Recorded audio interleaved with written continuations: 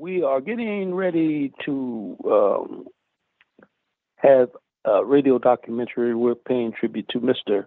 Sidney Poitier. Sidney Poitier was Haitian. He had Haitian roots. He went to the Bahamas, and Mr. Poitier was one of our a great actor, and he was a freedom fighter, but he kept it quiet. But he definitely did some great work for African people. And I'm talking a whole lot, but I wanted to get this off of my chest. The first time I met Walter Rodney, he walked into the newspaper called Contrast in Toronto, and he gave me an editorial from the Tanzanian newspaper, The Nationalist. The name of the newspaper was The Nationalist, and it was the official organ of the Tanzanian African National Union, TANU, which was the political party of Mwalimu Julius Nyerere. And what Mr. Rodney gave me this editorial, and the editorial was about Sidney Poitier and Harry Belafonte being in Tanzania, and they were talking to the government about helping the film industry, not music, but the film industry in Tanzania. So right now we're getting ready to pay tribute to Mr. Sidney Poitier.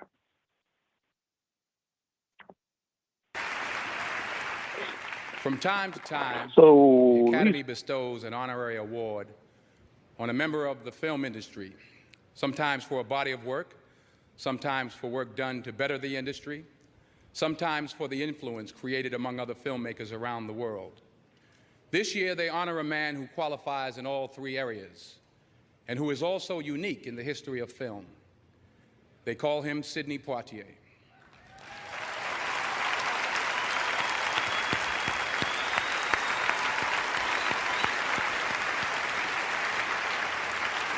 Before Sidney, African-American actors had to take supporting roles in major studio films that were easy to cut out in certain parts of the country. But you couldn't cut Sidney Poitier out of a Sidney Poitier picture. He was the reason a movie got made, the first solo, above-the-title, African-American movie star. He was unique. Sidney Poitier.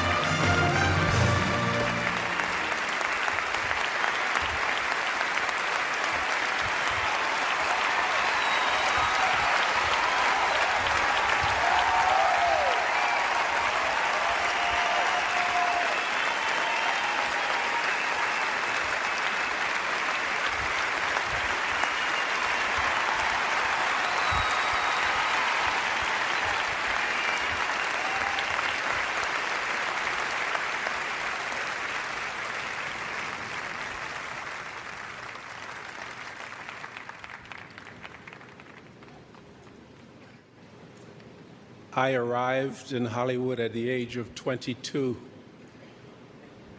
in a time different than today's, a time in which the odds against my standing here tonight, 53 years later, would not have fallen in my favor.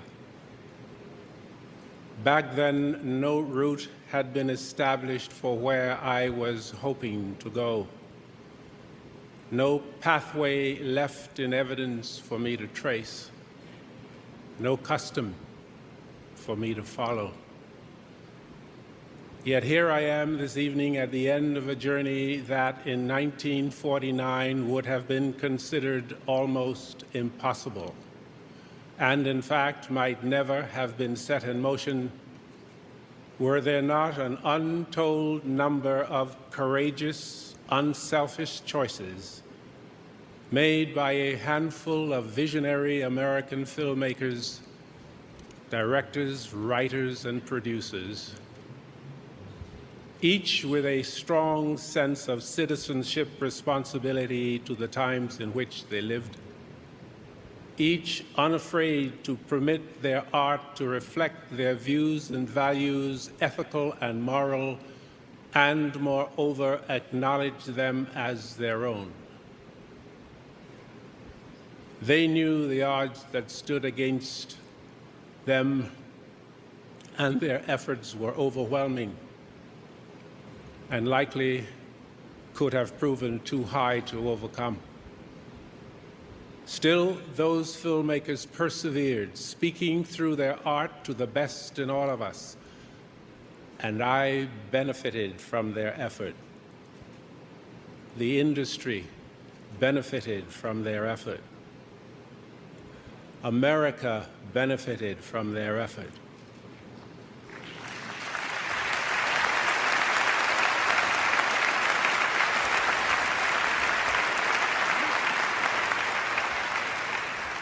And in ways large and small, the world has also benefited from their effort.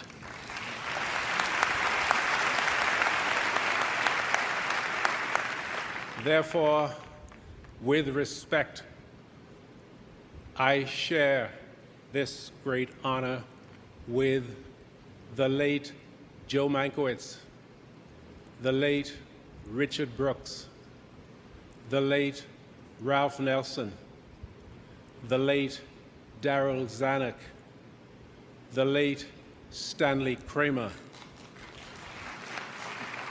the Mirisch brothers, especially Walter, whose friendship lies at the very heart of this moment.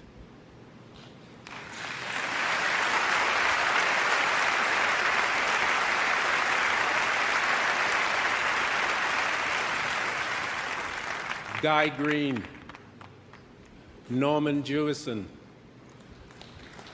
and all others who have had a hand in altering the odds for me and for others. Without them, this most memorable moment would not have come to pass, and the many excellent young actors who have followed in admirable fashion might not have come, as they have, to enrich the tradition of American filmmaking as they have.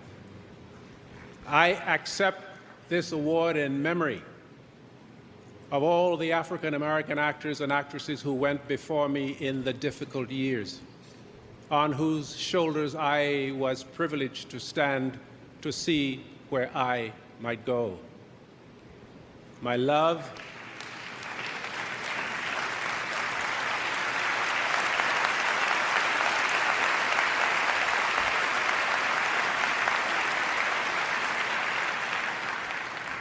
my love and my thanks to my wonderful, wonderful wife, my children, my grandchildren, my agent and friend, Martin Baum, and finally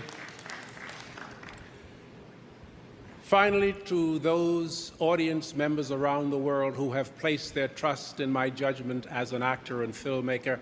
I thank each of you for your support through the years. Thank you.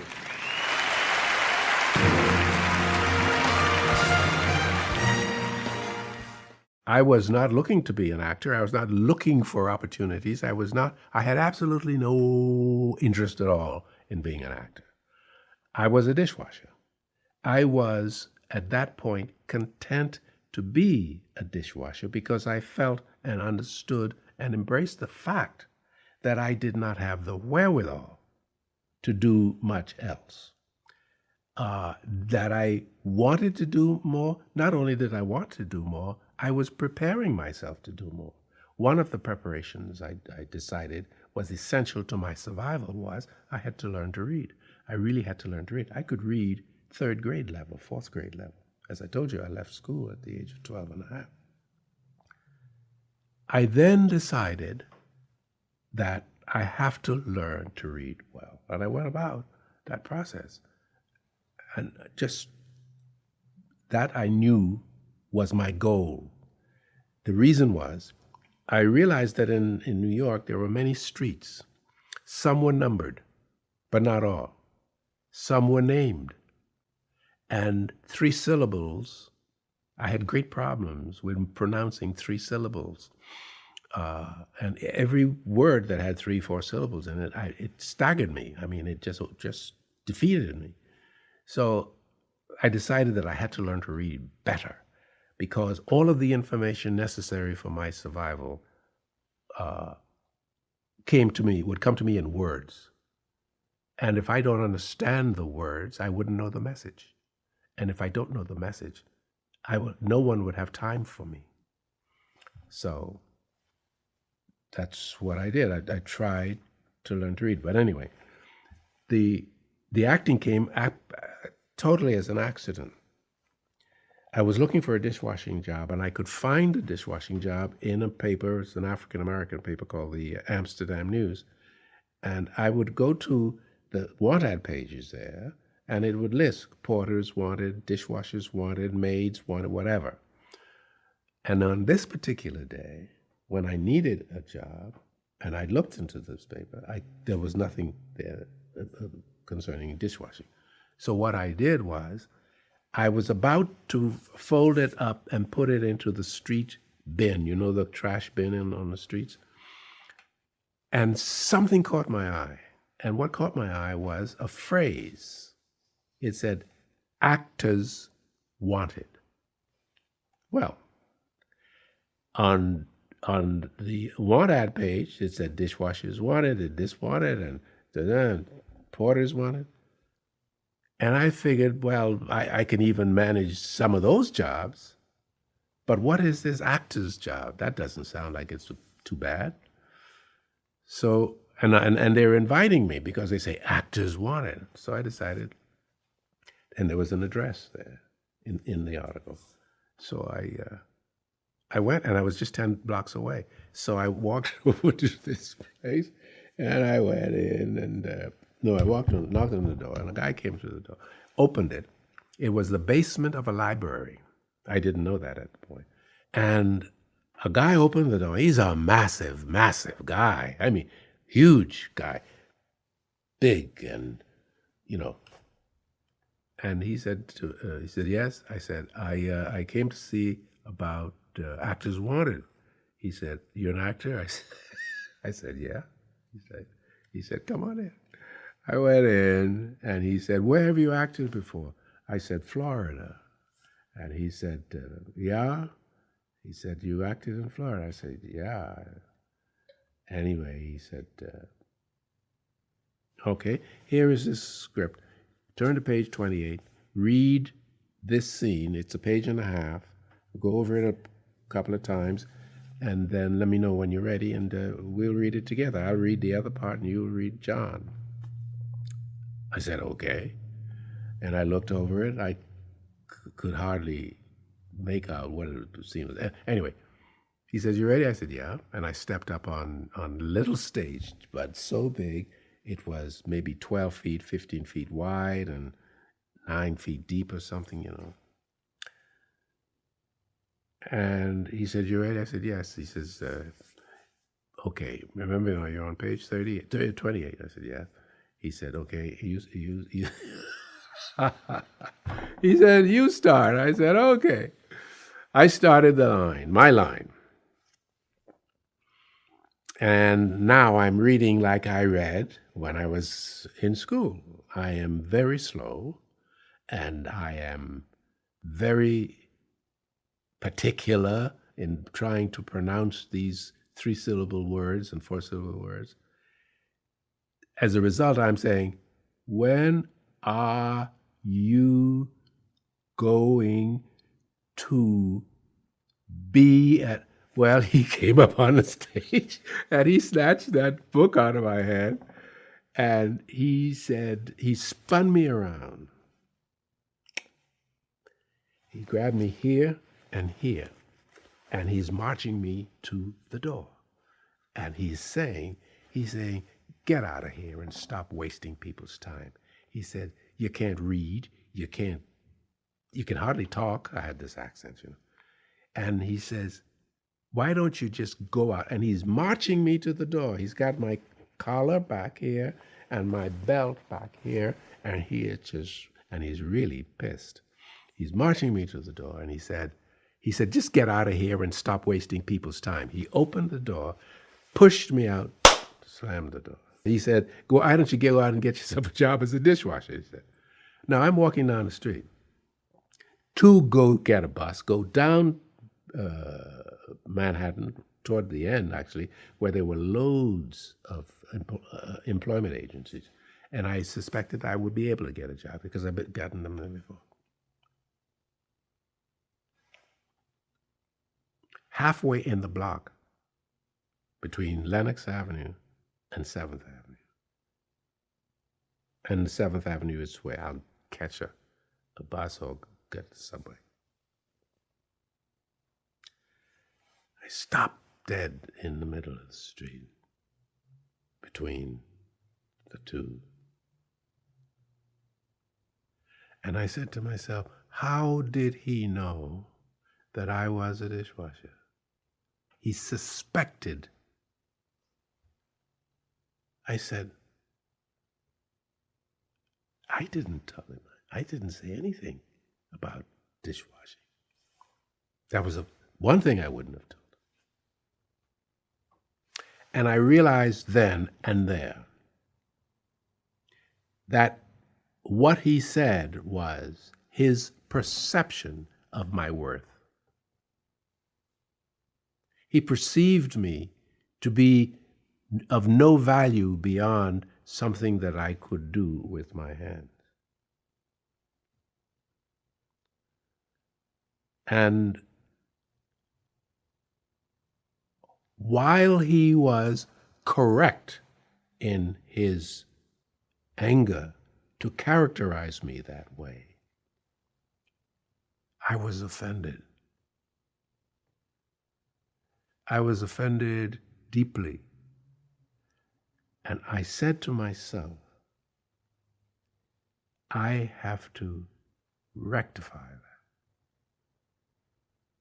I have to show him that he was wrong about me. I decided then and there that this is a wild decision I made, of course, but I did decide then, at that moment, on that street, that I am going to be an actor just to show him that he was wrong about me. And then I would give up the acting because what do I want to be an actor for? I committed myself to that. That goes to show you that I was a rather peculiar kid.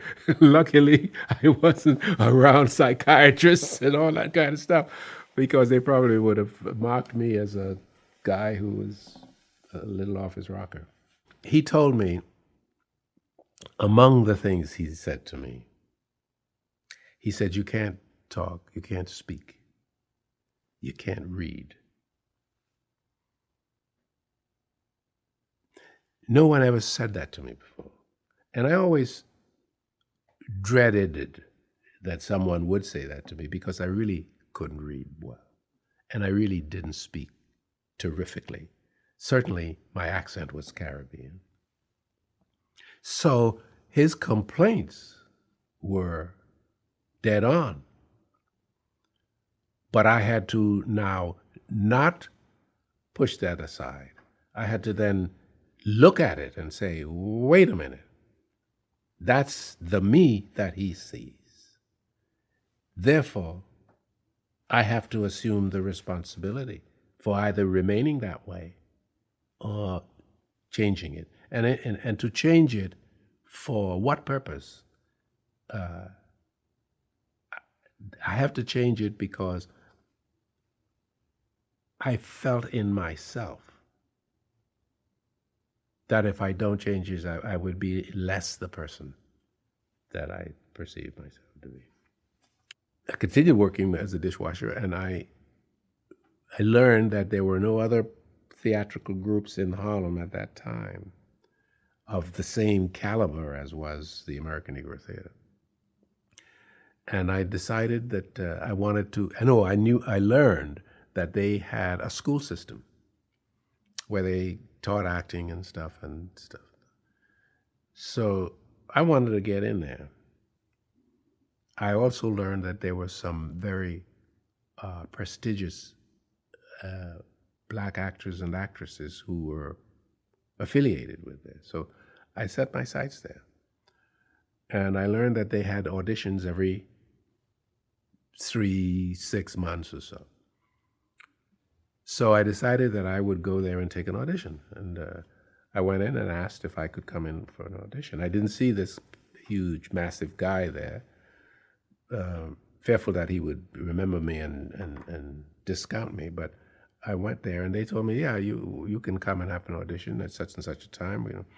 Well, I did, but I didn't know where I would get a scene from. I didn't know that there were places you can go and buy little books of plays, and you can take a scene and study that and then use it as an audition. So what I did was I bought a True Confessions magazine. True Confessions magazines were for ladies. But listen, all I needed was to... so I selected the 2 paragraphs out of such a story. I memorized it best I could, and I was going to use it as a thing. The words that I didn't quite understand, I would learn about them. I would ask certain people that I got to know. So I understood what the words were. Mind you, my accent is still pretty poor. Long story short, I went in and I auditioned for them, and they said, thank you. They said, we'll let you know. And they did indeed let me know. And the note came that I wasn't selected. I was crestfallen. So I couldn't give it up. So I went back to them. I walked in and there was a lady at the kind of like the desk. And I said, I took an audition the other day and I wasn't accepted. I said, however, I'm here today to ask if this is a possibility. And she said, what? I said, I noticed that you don't have a janitor. And I said, I will do the janitor work for you because it's not a big deal. You know, you have a fairly small place here and stuff. I will do the janitor work for you in exchange for letting me study here. And she looked at me in a peculiar way. She said, you would do that? I said, yes, I would do that. And she said, well, I'll talk to them about it. I said, I'll come back in a couple of days. I went back in a couple of 3 days, and I could tell that she didn't really tell them. I said, she said, oh, yeah. She said, well, excuse me a minute. She goes into the back with in the office, I suppose. And then she stays there a while, and she comes out with a guy, and he says, what is this you do? He didn't know me from the other thing. This is, he's seeing me for the first time. And I said, yes. He said, you would do that? I said, yes, I would do that. He said, why would you do that? I said, because I want to learn. I want to learn. And he said, I see. He says, where are you from? And I told him, any experience? No. Well, they let me in. They let me in, and I started studying. Then they kicked me out because I didn't show much possibilities.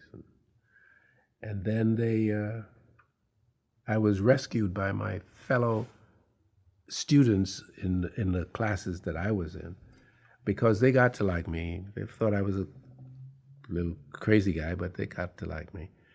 And when they told me, when the authorities said to me that you won't be coming back because you didn't show any possibilities, my friends, on their own accord, not mine, I had nothing to do with it, but they kind of liked me. And a committee of them, like 3 of them, went to see the head person. And they said that we understand that Sidney is not going to be coming back, and so-and-so. And we just wondered, we know that you're going to be doing a student production. And we figure that since he worked so hard to try to be acceptable, we wondered if maybe you could give him a walk-on. Maybe you can just walk across the stage once. And the person said, well, she, it was a she, said to the friends in my class, because she recognized that they were doing it out of kind of, they had developed some kind of feeling for me. And she said, I'll think about it. And when they went back to her, she said, well, I'll tell you what, I'll make him an understudy for someone. And she said to me, I'll let you understudy the guy who's going to play the part. Now, she had no intentions of me ever playing that part. So I took it. I didn't know she had no intentions. I just learned that later. The guy that she had chosen to do the part was Harry Belafonte, a very handsome, well-known, good actor. Anyway, long story short, I studied that part, and I was on top of it as best I could have been. The evening of the performance, Harry Belafonte unfortunately could not come because it was his father was the janitor at a building, and he had to help his dad take the ashes from the furnace that heated the place. There were 8, 10, 12 big baskets of ashes had to be taken up for the dump trucks to take away. And he had to do it on that particular evening. So she was stuck with me, and she set me on. I went on, I played the part. I knew all the words. I had my accent, and I did the best I could. There was a guy in the audience who had directed that play before and had been invited by the lady who directed it, us at the theater. And she had asked him to come and take a look at it to see what she had done with it. And the guy came. But he came on a night when Harry Belafonte, the star, wasn't going to be there. So she put me on. Lysistrata was my first job on Broadway. Very, very first job on Broadway. That same guy who came and looked, he said to me, would you come to my office on Monday? And he says, I'm doing a play called Lysistrata. Actually, it was, a Greek comedy it was. And I went, and he had me read, and he offered me a job. My first job. First job, professionally. I was petrified. I knew there were 1,200 people out in the audience waiting for me to walk out on that stage. And I only had a very small part, and I was in the very beginning of the evening. And on my way to the stage, they said, places, which means everybody get in ready, curtain's going to go up. But I had seen everybody in the play, most of the guys in the play, going to a little peephole and looking out in the direction of the audience. And I was so interested in what they were looking at. I went and I took a look, and I saw 1,200 people sitting, looking at the stage, which the curtain hasn't gone up. And I got so petrified. Then the curtain went up. And the play opened with me running out on the stage and saying, so and so and so and so and so and so and so. And they asked me, well, what blah, blah, and I say, blah, blah, blah, and blah, blah, blah. I got out there and I couldn't remember one word. I got a very good review because I I got several splendid reviews because I got out there and I mixed up the dialogue. I was so frightened, I was so petrified that I started it, but instead of starting with my first line, I started with my seventh or eighth line. And the guy who was supposed to answer me, his eyes went boing, and he said, and he takes his line, goes back and pulls up the response to this line, and it got but the audience is laughing because those who didn't know the play thought that was the play. And I messed up the scene. But the other actors, because I didn't come back on the stage anymore, I would have walked off, the other actors kind of righted the boat for them, and the play went on. Well, the critics said, several of them said, who was this kid who walked out there and opened this play? Blah, blah, blah, blah, blah, blah. He was full of humor and so and so and so and so and so.